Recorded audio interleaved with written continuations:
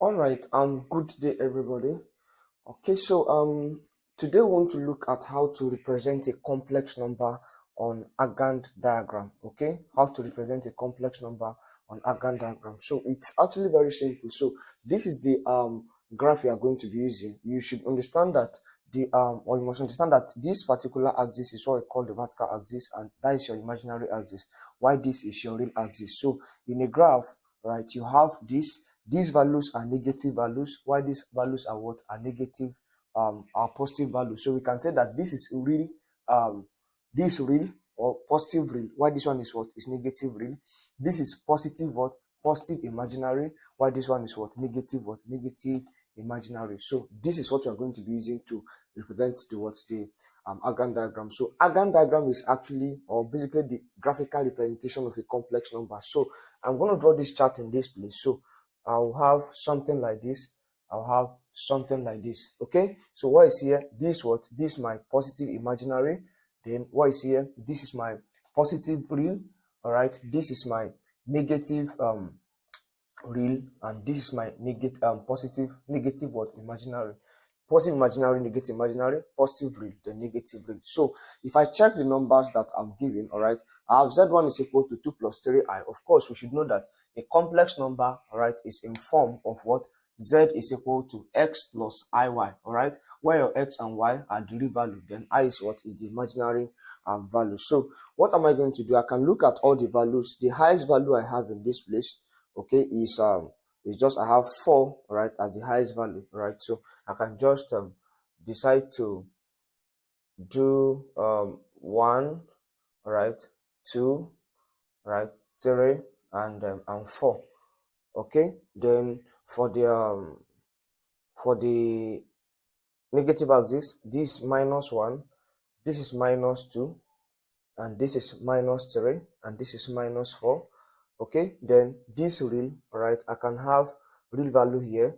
I can also have 1 because it's positive, 2, I have 3, I have 4, and I have 5. Okay, then if it's coming to negative real, what do I have? I have what? Minus 1, minus 2. Okay, I have minus 3, and I have what? Minus 4. This negative what? Negative real value. So now this 2 here is the imaginary, then 3i is the real. This 2 is the real, then 3i is the imaginary. Minus 3 is the real, I is the imaginary, 2 is real, 3 is imaginary, 4 is real, and what? 3 is minus 3 is what is imaginary. So to represent that, let me go with z1. So I'm going to represent it in anti-clockwise. So this is what? Z1, this is z2, this is z3, and this is what? This is z4. So I'm going to go with z1 first, which is at this side. So for z1, what did I have? Now, when the value, you know that this is real, right? This is real. Why this one is what? Is imaginary. This is real and this imaginary.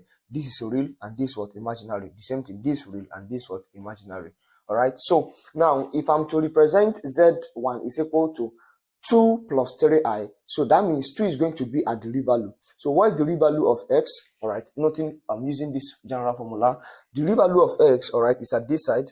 Okay, this is the real value of x because this x axis, while this one is y axis. So I have 2 here.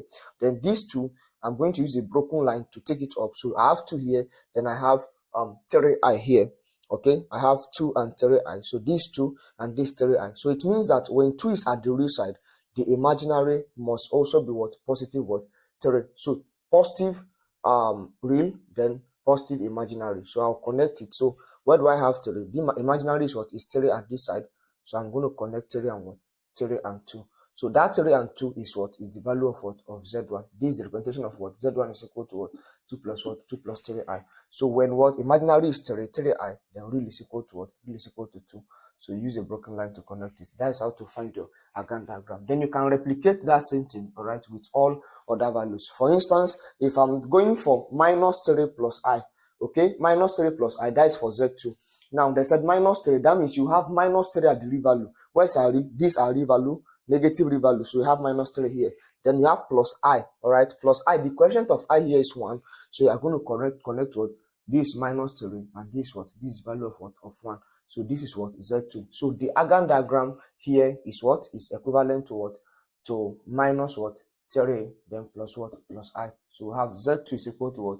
minus 3 plus I. So I'll leave you to do this, all right, and the Z3. So for Z4, what we have, Z4 is very simple. Okay, you have 4 here, and you have what, minus 3i here. So it means 4 is at the real side. This real, okay, then you are going to come to what, to 4. This I'm doing for Z4. You can do your Z3. All right, this 4. Then I have what, minus 3i. So I'll trace 4 down. Then where is my minus 3? This imaginary. So I'll trace it to it. So that is going to be the what, value of what, of Z4. And Z4 is equivalent to what? 4 minus what? 4 minus 3i. So this is basically how to represent a complex number on Argand diagram. Like I said, Argand diagram is the graphical representation of a complex number. So quite cool. So that is how to go about that. Thanks for watching, and God bless you.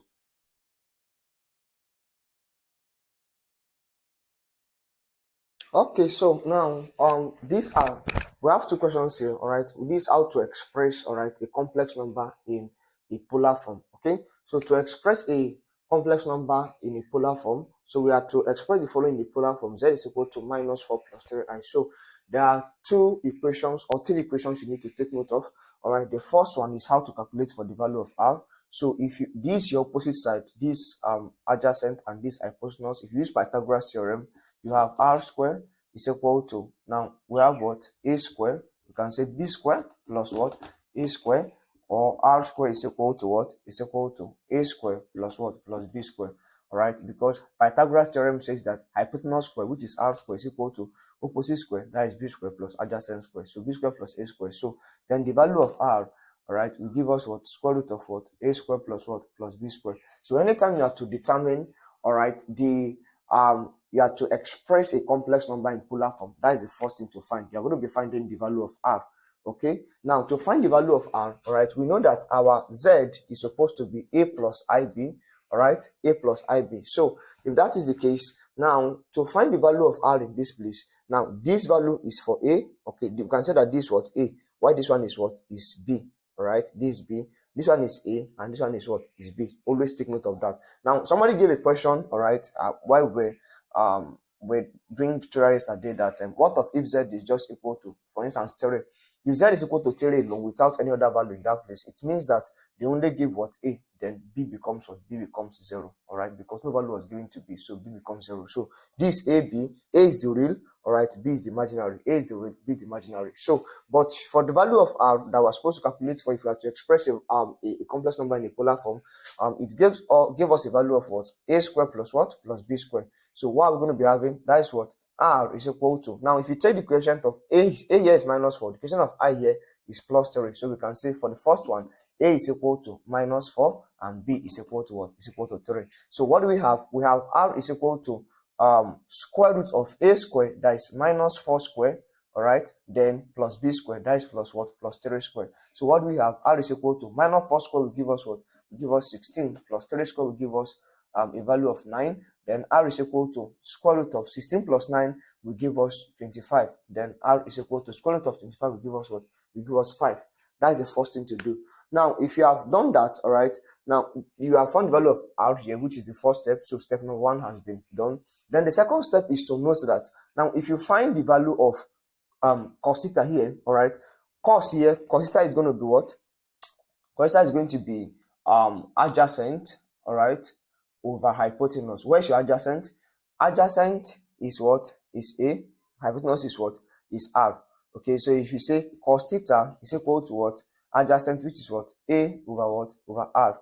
So what are you going to be having? That is what? A is equal to what? R cos what? R cos theta. Okay, so if a is equal to r cos theta, what if you say sine? Sine theta is equal to what? Adjacent, opposite over hypotenuse. Opposite is what? Is b, right?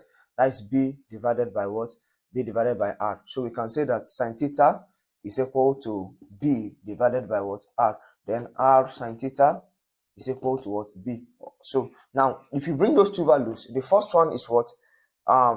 We have a is equal to r cos theta, while the second value is what? B is equal to what?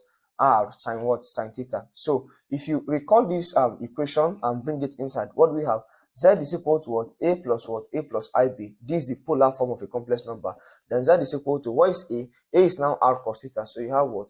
R cos theta plus I. You have I here. Then B is what? Is R what? R sin theta. What is common? R is common to the both, so we can have Z is equal to what? So I can put R outside. That is what? Cos theta plus what? Plus I sin theta. So anytime you have to express a complex number in polar form, this is the formula to use. All right, so we have gotten the value of R already. Okay, so we're going to put the value of R in that place. Then what is value of theta? That's the next thing. So to find theta, you find tan. Now the tan of this, you have tan, right? Tan is equal to, find the cos, all right, to be A over R, I over hypotenuse, sine to be opposite over hypotenuse, which is B over R here. Then we have used that value here. Then what is tan theta? Tan theta is equal to opposite over what? Over adjacent. That is B over A. So we can say that to find the value of the angles, all right, we have tan theta. That angle is also called the argument, all right, argument of Z or argument of the complex number. So we have it as what? Opposite over what? Over adjacent. Then tan theta is equal to, opposite is what? Is B divided by adjacent is what? Is A, all right.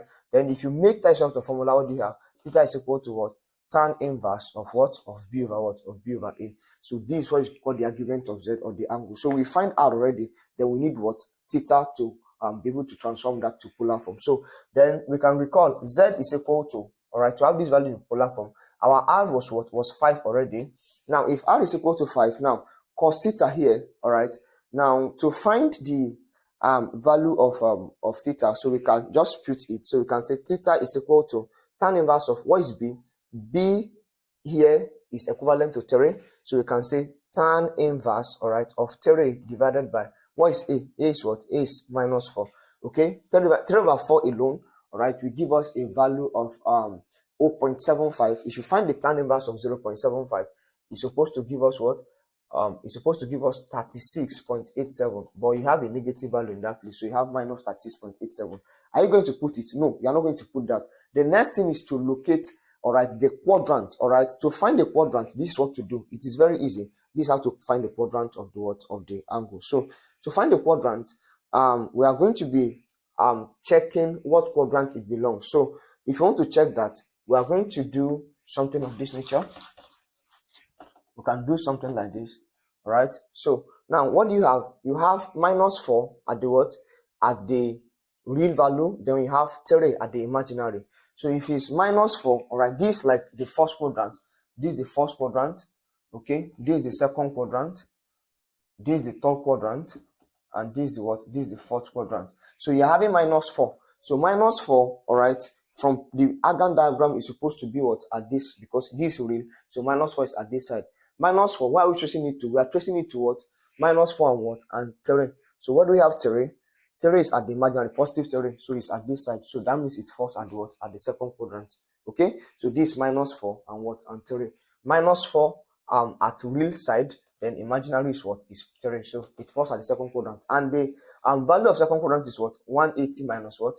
Minus theta. Or you can have it as what? Radian minus what? Minus theta. So to find radian minus theta, so what do we have? We have what? 180 minus, what is the value of the angle? That is what? 36.87 degree. That is minus 180 minus 36.87 will give us 143.13 degrees. So we have what? 143.13 degree. So therefore, if you want to express that value in what? In polar form, we have what? Z is equal to, so this R cos theta plus I sin theta. That is now what? Z is equal to R, give us what? 5 into, what is cos theta? Cos theta is cos 143.13, then all into degree, plus I sin theta. That is I sin 143.